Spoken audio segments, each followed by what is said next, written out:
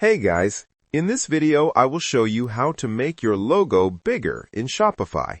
Alright, let's begin. First, open the site editor from your Shopify dashboard.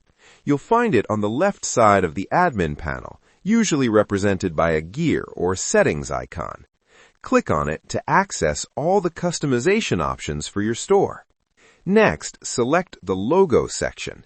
This is where you can manage how your logo appears on your site. You'll see a slider tool that lets you adjust the size of your logo.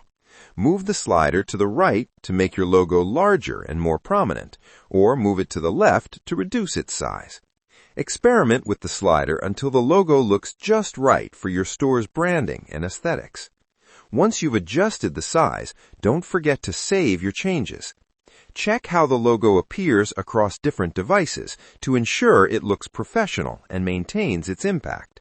A clear, visible logo improves brand recognition and gives your store a polished appearance. So that's basically how you can make your logo bigger in Shopify. That's it for this video. Thanks.